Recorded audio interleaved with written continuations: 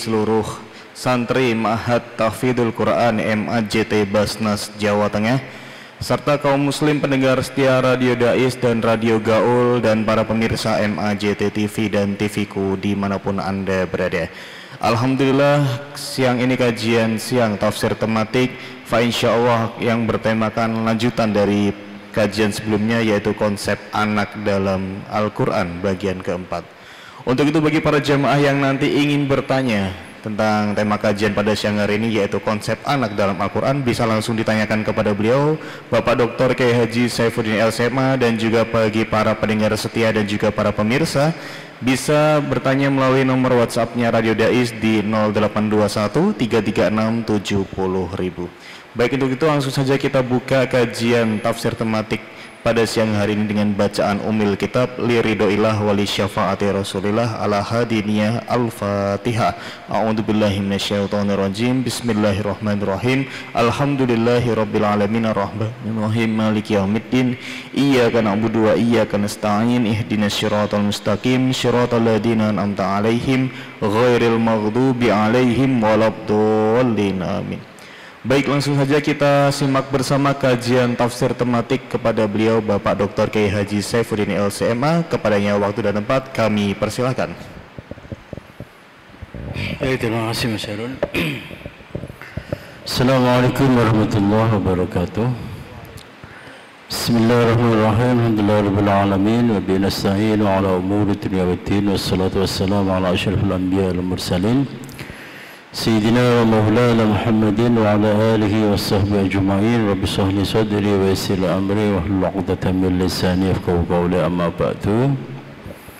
Jamaah kajian tafsir tematik Masjid Agung Jawa Tengah yang dimuliakan oleh Allah, baik yang ada di ruang utama Masjid Agung Jawa Tengah, para pendengar setia Radio Dais, MAJT TV, TVku dimanapun Anda berada, semoga senantiasa diberikan sehat walafiat, diberikan panjang umur, sukses di dalam menjalankan aktivitas sehari-hari, amin Allahumma amin.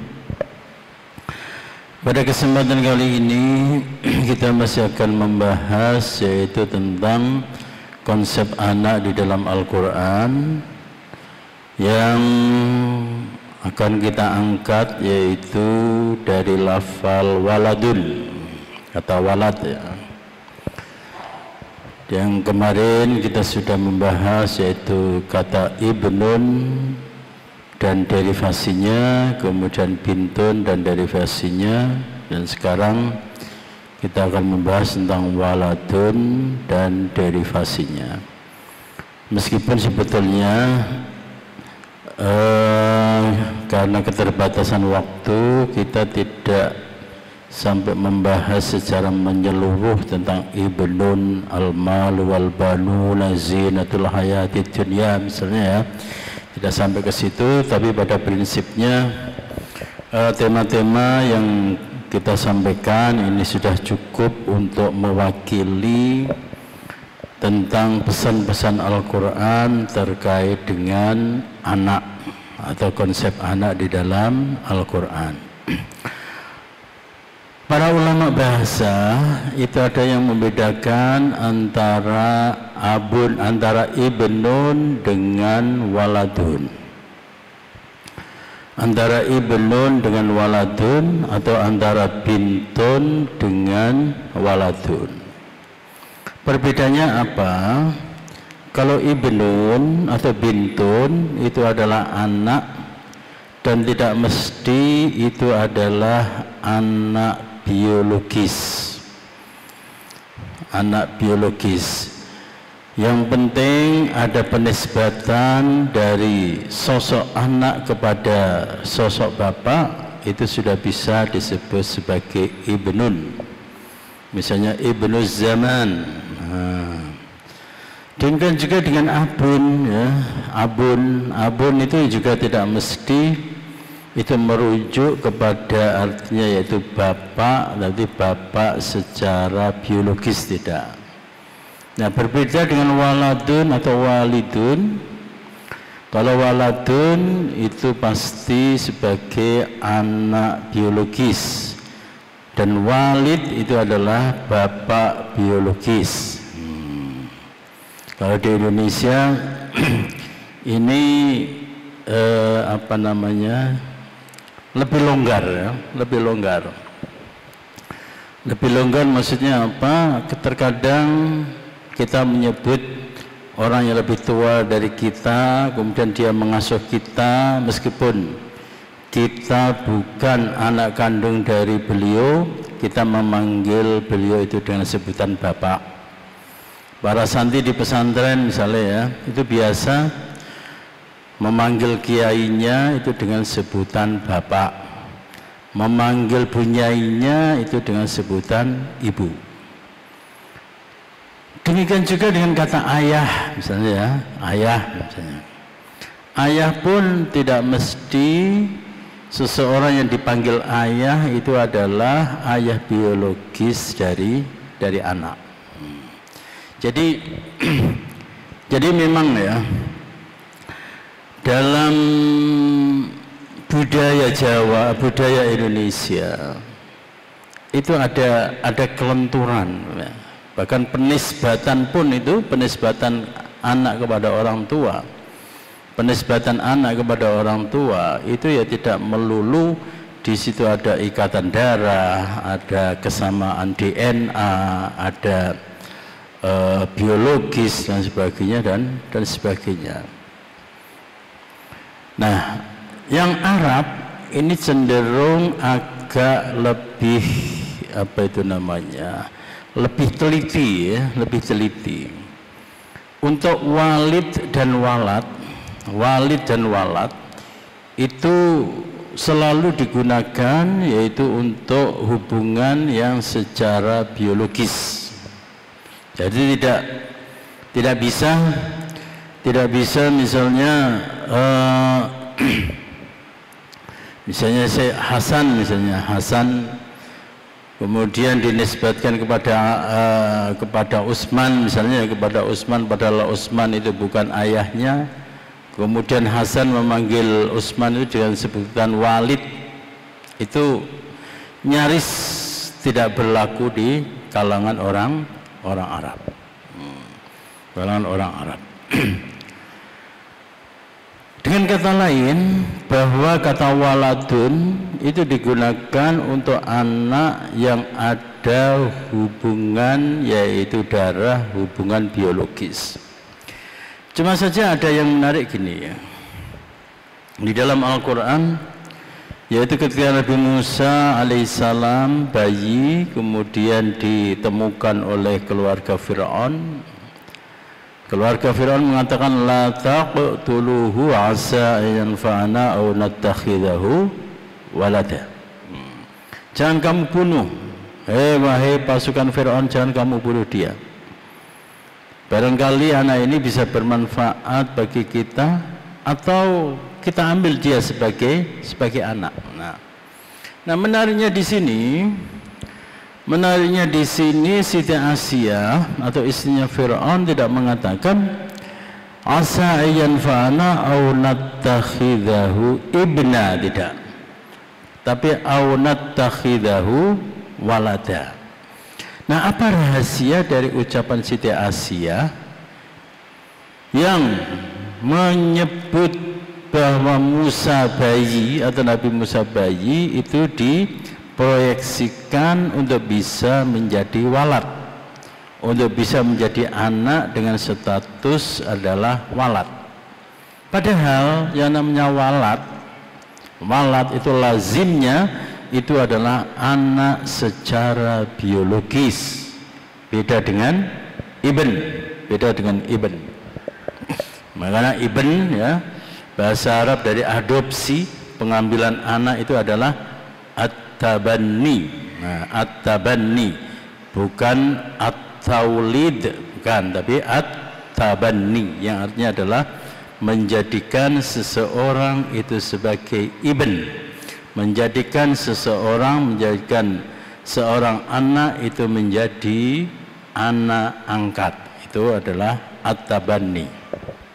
Nah, Kenapa yang diucapkan oleh Siti Asia ya, itu bukan at-tabanni, tapi lebih sebagai yaitu at-taulid, lebih sebagai at-taulid. Nah, kenapa demikian? Ada banyak jawaban. Yang pertama itu karena dalam realitasnya Nabi Musa itu ya, Nabi Musa itu benar-benar menempati posisi yaitu sebagai anak, bukan hanya anak ideologis, tapi sudah menjadi anak yaitu semacam biologis. Dengan kata lain, dia lebih dari sekedar sebagai anak adopsi. Kenapa demikian? Karena dalam sejarahnya Nabi Musa itu membuat perubahan yang sangat fundamental, membuat perubahan yang sangat substantif di lingkungan istana Fir'aun. Kita tahu kemudian Siti Asia, Siti Masyitoh, kemudian banyak orang penghuni istana itu yang diam-diam itu beriman kepada Allah Subhanahu wa taala dan beriman kepada Nabi Musa alaihissalam. Jadi posisi Nabi Musa itu tidak hanya sekedar dia itu adalah sebagai anak adopsi yang selalu di bawah arahan, di bawah bimbingan, di bawah instruksi dari bapak yang mengadopsinya atau ibu yang mengadopsinya, tapi justru sebaliknya. Nabi Musa itu adalah justru sebagai orang yang melakukan perubahan yang sangat fundamental, khususnya yaitu di dalam akidah terhadap penghuni istana Fir'aun. Dengan demikian yang lebih tepat itu adalah disebut sebagai la taqtuluhu asa ayyan fa'ana aw nattakhidahu walada. Demikian juga kisah Nabi Yusuf alaihissalam. Nabi Yusuf alaihissalam itu sing hafalane sudah banyak. Siapa ini? Nasrullah ya, Nasrullah. Itu bagaimana Nasrullah? Ucapan dari waqalatimra'atul aziz itu apa itu, gimana itu? Yang istrinya penguasa Mesir. Wa qala alladhi ishtarahu min Misra limra'atihi akrimi mathwahu asa. Surah Yusuf ya. Wa qala alladhi ishtarahu min Misra limra'atihi akrimi mathwahu asa an yanfa'ana aw nattakhidahu walada. Pejabat Mesir yang telah membeli Nabi Yusuf berkata kepada istrinya, muliakanlah si anak ini, bisa jadi atau semoga si anak ini bisa bermanfaat bagi kita, atau anak ini kita jadikan sebagai anak kandung kita. Nah, ini bisa jadi begini. Ini jawaban yang kedua. Jawaban yang pertama tadi ya. Jawaban yang pertama itu karena posisi Nabi Musa itu tidak hanya sekedar sebagai anak adopsi, tapi beliau adalah membawa perubahan yang sangat fundamental. Jadi tidak tepat kalau disebut sebagai at-tabanni, disebut sebagai ibn, dan yang lebih tepat itu adalah sebagai al-walad, penerus generasi. Yang kedua, bisa jadi di dalam syariat zaman dahulu, bahwa anak adopsi itu sama persis status dan posisinya dengan anak kandung. Sama persis. Nabi Musa kita bisa melihat. Kalau kalian lihat film ya, film The Ten Commandments ya, The Ten Commandments, film The Ten Commandments ya, atau film-film kartun tentang Nabi Musa, itu disebutkan bahwa Nabi Musa itu bergaul dengan sangat akrab dengan putra kandung dari Fir'aun. Jalan bareng, belajar bareng, kemana-mana bareng. Ya meskipun tidur tidak bareng ya, karena apa? Ya karena mereka itu adalah pangeran. Jenis pangeran itu yang mempunyai istana-istana sendiri. Nah di sini inilah yang memungkinkan Nabi Musa itu mendapatkan hidayah. Beda kalau misalnya Nabi Musa itu tidurnya bareng dengan putra kandung dari Fir'aun, maka tidak ada infiltrasi, tidak ada susupan kebaikan yang masuk kepada beliau. Kita bisa melihat juga. Kita bisa melihat yaitu pada zaman Nabi Muhammad sallallahu alaihi wasallam. Awal-awal beliau itu mengangkat yaitu Zaid bin Harithah itu sebagai putra angkat beliau. Nah, Zaid bin Harithah, meskipun Zaid bin Harithah itu bukan anak kandung dari Rasulullah SAW, tapi tradisi masyarakat pada saat itu tidak membedakan antara putra adopsi dengan putra kandung. Dengan kata lain, seorang anak ketika dia itu sudah diangkat menjadi anak oleh seseorang, maka status dan posisinya itu sama persis dengan anak kandung.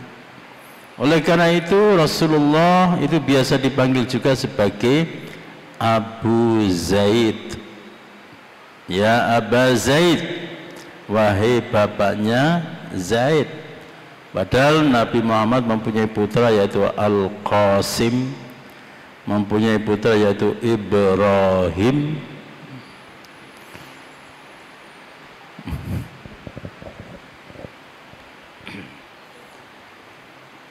Tapi beliau itu lebih populer disebut sebagai Abu Zaid karena mempunyai putra angkat yaitu Zaid bin Harithah.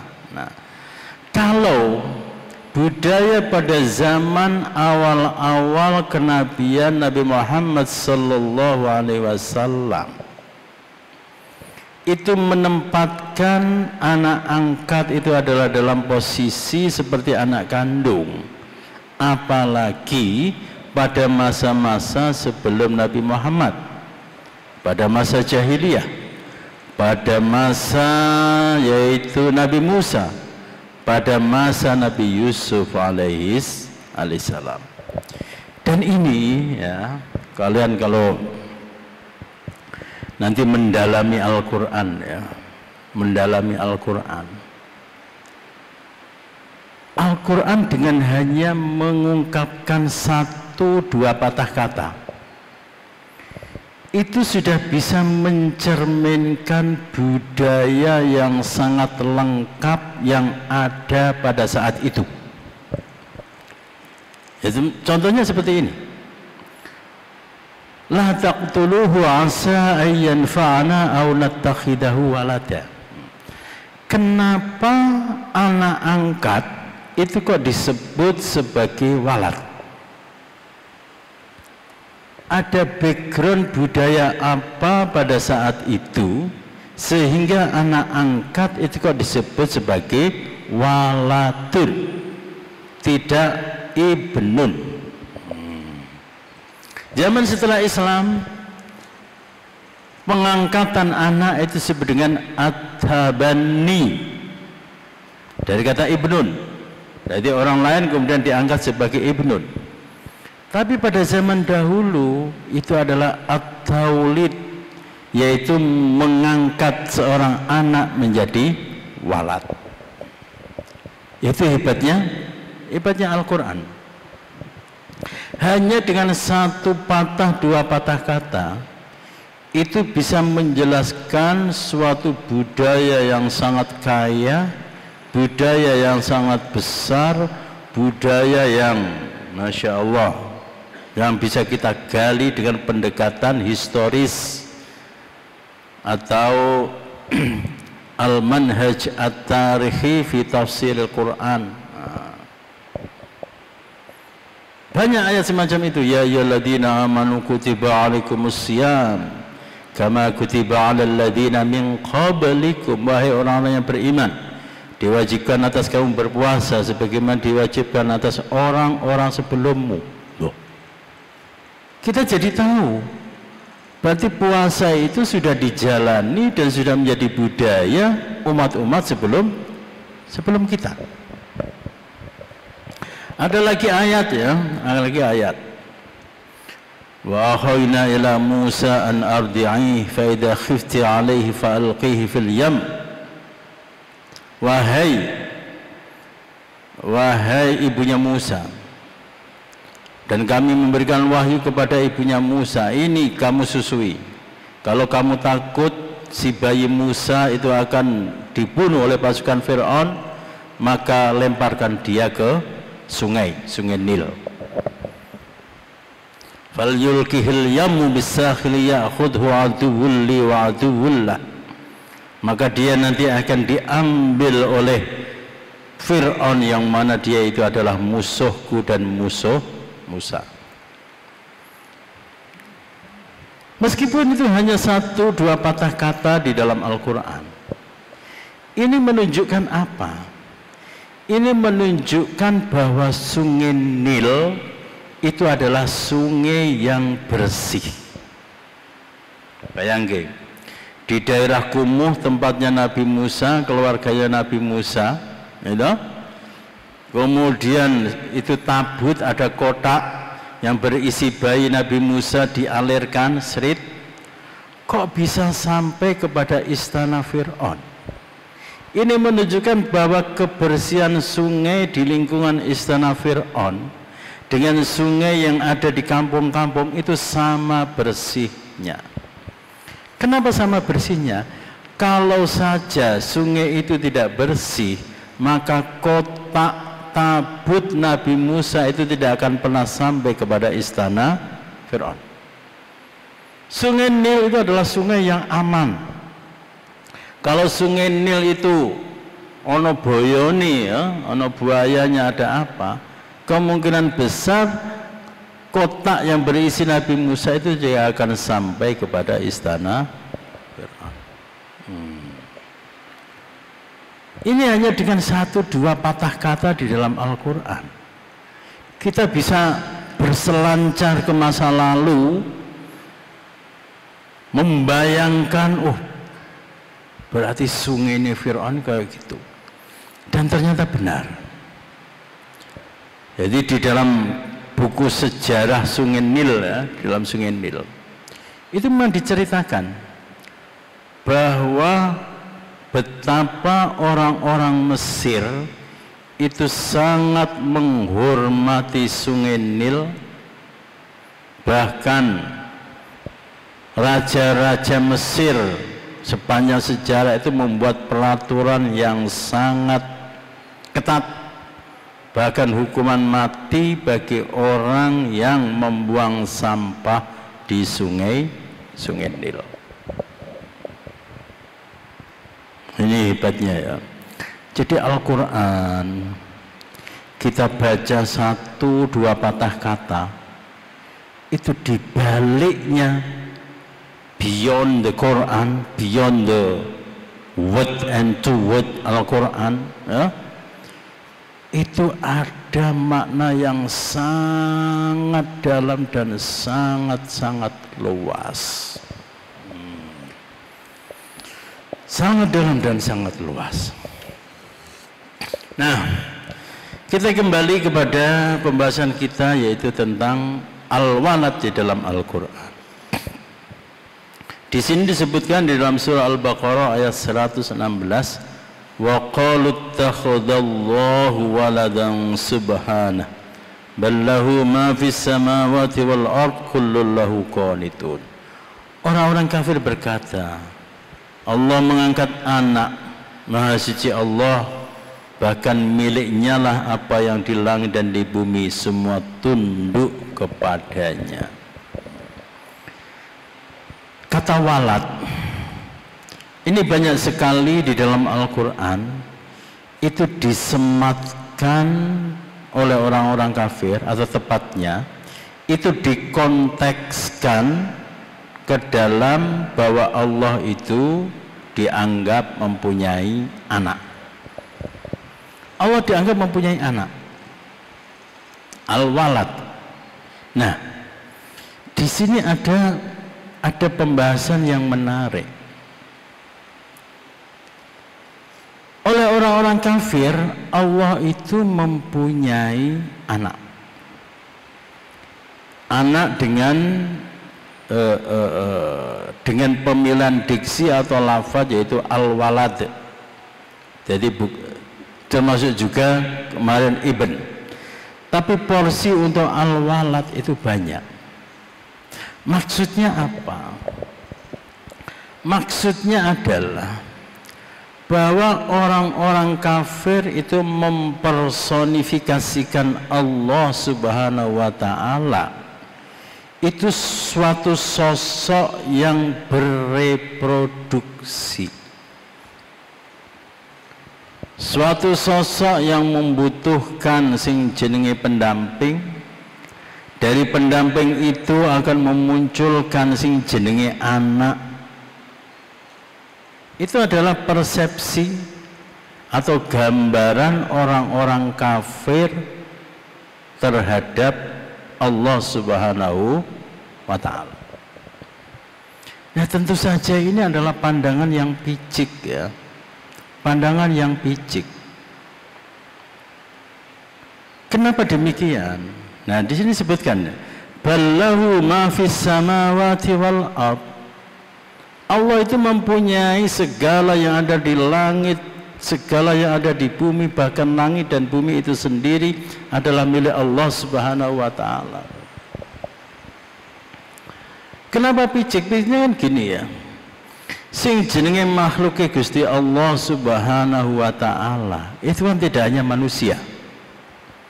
Bahkan manusia itu diciptakan oleh Allah Subhanahu wa ta'ala itu jauh setelah jin, jauh setelah malaikat, jauh setelah angin, jauh setelah udara, jauh setelah makhluk lain yang kita tidak tahu. Pertanyaannya adalah, kenapa Allah kok kamu anggap menjadikan seorang manusia itu sebagai anaknya? Kenapa yang dijadikan sebagai anak oleh Allah itu tidak bangsa malaikat, bangsa angin, bangsa listrik, bangsa virus, bangsa ini dan bangsa itu? Ataukah kamu justru berpikir bahwa Allah itu mempunyai anak dari jenis manusia, juga mempunyai anak dari jenis jin, mempunyai anak dari jenis angin, mempunyai anak dari jenis udara, mempunyai anak dari jenis malaikat? Jadi logikanya itu, ya, logikanya itu rancu dan kacau. Rancu dan kacau. Itu yang pertama. Kemudian yang kedua, sebagaimana saya sampaikan dalam pengajian sebelumnya, orang kafir menganggap bahwa Allah itu mempunyai anak. Itu karena apa? Karena sing jenenge uwong kapan dene iku durung duwe anak iku dianggap durung lengkap. Allah adalah maha besar, Allah adalah maha perkasa. Bayangan mereka keperkasaan dan kebesaran Allah itu akan tereduksi, akan berkurang kalau tidak punya anak. Oleh karena itu perlu disematkan anak kepada Allah Subhanahu wa ta'ala. Ya. Jadi ini adalah pemikiran yang kacau dari orang-orang kafir. Karena Allah itu adalah zat yang qiyamuhu binafsihi, independen, tidak butuh ini itu. Jadi logikanya adalah Allah itu tidak butuh anak, tidak butuh istri, tidak butuh teman. Karena Allah itu sanggup melakukan apapun sendiri. Qiyamuhu binafsihi. Kalau Allah itu mengambil anak, kenapa harus dari bangsa manusia yang lemah tiada daya, diberi watu sak gunung yang mesti langsung mati, jangankan sak gunung, diberi watu sak wedhus ya langsung mati. Masa anaknya Allah itu kok apa itu jenenge lemah, anaknya Allah kok tidak sakti. Mending jadi pikirannya ya, kalau Allah menjadikan makhluknya sebagai anak, ya mending dari bangsa malaikat, bangsa dari angin lesus, bangsa dari listrik berkekuatan 1 juta megawatt misalnya. Hebat, anak kok dari bangsa menungso. Kemudian yang kedua, pemberian kepada anak jangan menyusahkan orang tua. Nah, ini dalam surah Al-Baqarah ayat 233. Ini berbicara yaitu tentang hak yang mestinya diberikan kepada anak, kewajiban yang seharusnya dilakukan oleh orang tua. Yang pertama apa? Wal walidatu yurdi'na auladahunna haulaini kamilaini. Ibu berkewajiban untuk menyusui anaknya yaitu selama 2 tahun. Selama 2 tahun.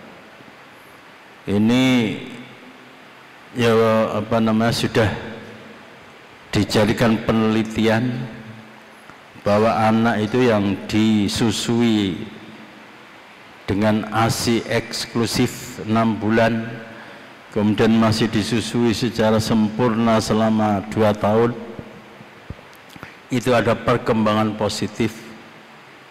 Oleh karena itu pemerintah itu melarang susu formula, susu untuk anak itu diberikan subsidi, melarang susu itu diberikan diskon, harus mahal. Supaya apa? Ya supaya si bayi itu hanya disusui oleh ibunya. Kemudian kewajiban yang kedua bagi ayah yaitu memberi rizki, memberi nafkah, memberi pakaian bil ma'ruf. Kata-kata bil ma'ruf.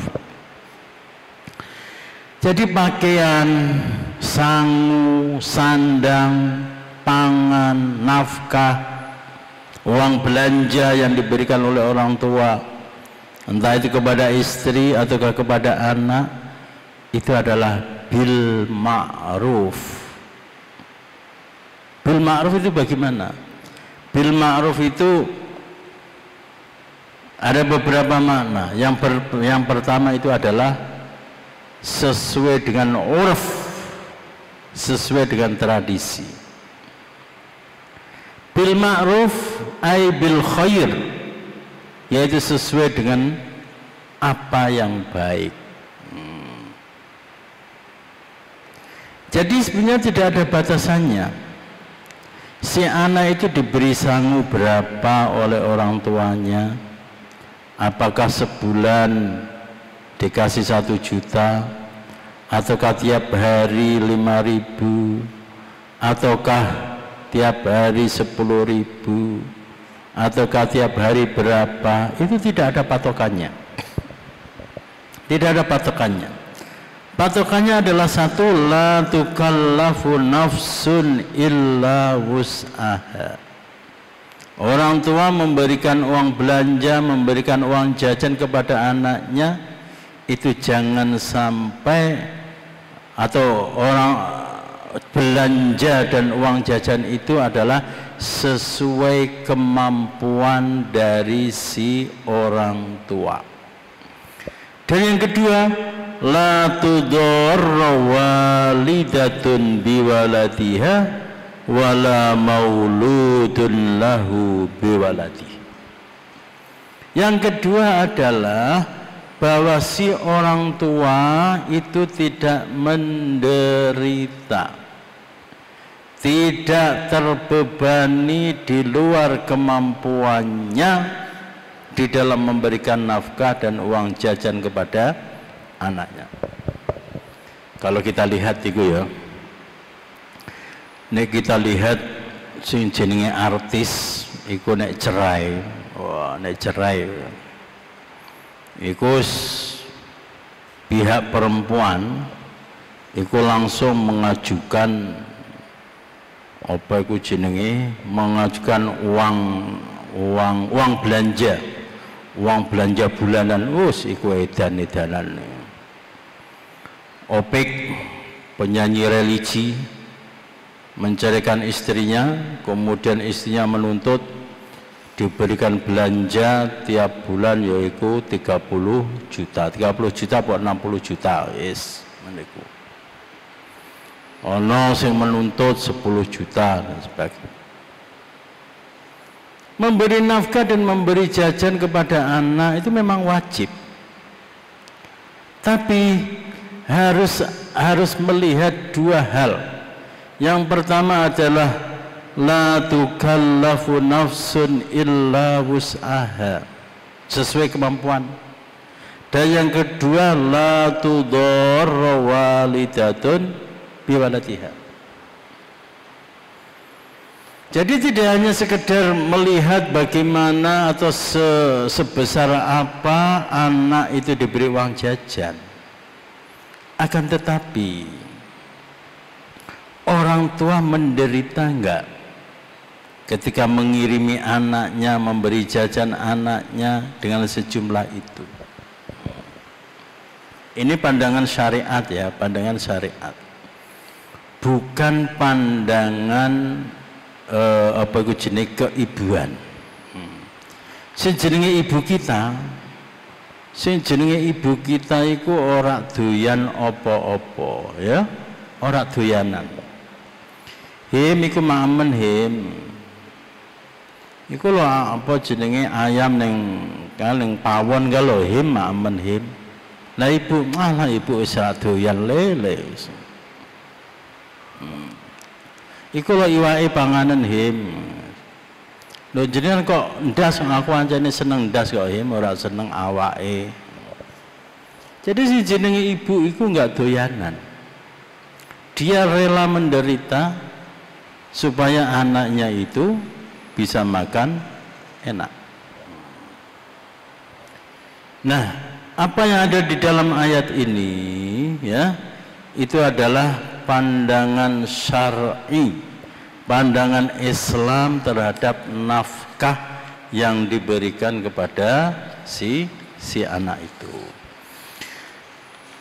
Nah, ada ayat lain yang ini sangat penting ya, yaitu di dalam surah At-Taghabun. Surah At-Taghabun ayat 14 dan 15, ya ayyuhalladzina amanu inna min azwajikum wa auladikum aduwwan lakum fahdharuhum wa in ta'fu wa tasfahu wa taghfiru fa innallaha ghafurur rahim. Innama amwalukum wa auladukum fitnah wallahu indahu ajrun azim. Wahai orang-orang yang beriman, sebagian dari istrimu, anak-anakmu itu adalah musuh-musuh kamu, fahdharuhum, maka waspadalah. Musuh. Kenapa musuh? Karena yang namanya manusia itu dimintai pertanggungjawaban oleh Allah Subhanahu wa taala itu secara individual, secara personal. Wahai para bapak dan para ibu, kamu tidak perlu mengorbankan segala-galanya untuk anakmu sehingga nasibmu itu tidak kamu pikirkan. Kadang protes, piye-piye anakku, piye-piye dia itu adalah anakku. Kemudian diwelehke oleh Allah Subhanahu wa taala, yaitu pada hari kiamat atau ketika terjadi bencana alam. Nah, ketika terjadi bencana alam, banjir bandang dan sebagainya, apa yang kamu lakukan? Sing jenenge wong tua pernah kejadian ono ibu untuk menghindari banjir dia ancek-ancek sesuatu, dikiranya itu dingklek, dikiranya itu kursi, ternyata apa? Yang dijadikan ancek-ancek itu adalah anaknya yang masih kecil. Nyondelok, jari ini kamu demi anak, kamu rela segala-galanya, ternyata anakmu malah Eda, kamu injak-injak supaya kamu bisa hidup. Ini yang sering saya sampaikan, bahwa Al-Quran itu berbicara tentang segala hal itu secara proporsional. Secara proporsional. Jadi sing jenenge orang tua terhadap anak, anak terhadap orang tua, itu selalu ada kewajiban dan hak. Ada hak dan kewajiban. Tidak perlu sing jenenge wong tua itu memberikan seluruh hak dari anak, sementara hak orang tua tidak dia dapatkan. Demikian juga sebaliknya, orang tua tidak boleh menuntut hak dari anaknya, sementara hak si anak tidak diberikan oleh orang tua. Karena apa? Karena apa? Ya karena sing jenenge anak itu bisa jadi dia itu adalah menjadi musuh kita kalau kita tidak memperlakukan si anak itu dengan adil. Dan yang kedua, seperti saya katakan tadi, bahwa pertanggungjawaban di akhirat itu adalah secara individual. Secara individual.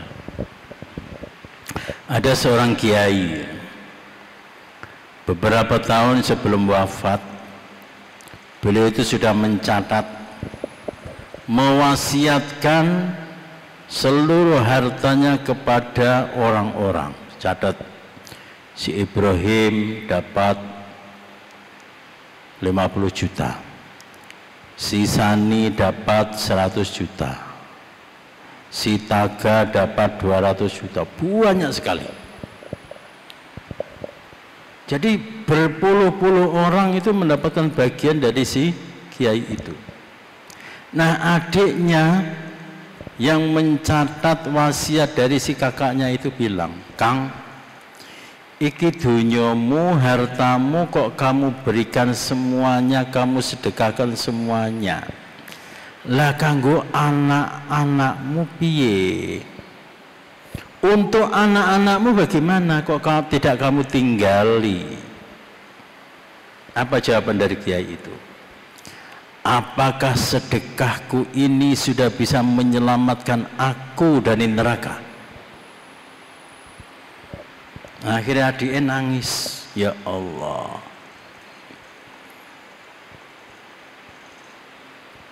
Dan apakah kemudian anak-anak dari kiai itu kemudian terlantar? Tidak. Sampai sekarang malah hidup mereka sukses, hidup mereka sejahtera dan sebagainya. Jadi jenis wong tua itu kalau cuma memberi dan memberi kepada anak itu tidak benar. Orang tua kok kemudian meminta kepada anak juga tidak benar. Semuanya harus proporsional. Nah kalian sebagai anak jaluk ya ora bener. Ora jaluk juga tidak benar. Semuanya harus proporsional dan intinya adalah kalian sebagai anak jangan sampai menjadi fitnah. Jangan sampai menjadi penghalang orang tuamu untuk masuk surga. Kata kuncinya adalah di situ tuh. Piye carane? Ya semacam-macam. Jangan sampai goro-goro kamu merengek-rengek orang tuamu, kemudian kehilangan konsentrasi untuk ibadah.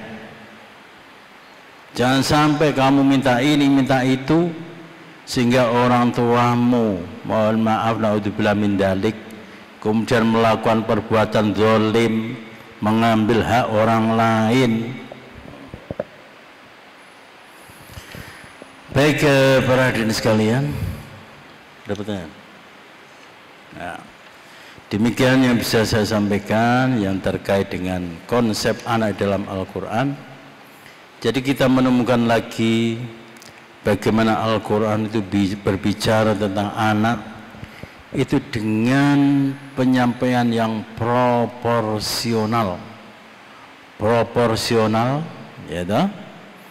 Dan yaitu dengan at-tamkin, yaitu pemberdayaan. Baik, demikian yang bisa saya sampaikan, kurang lebihnya mohon maaf.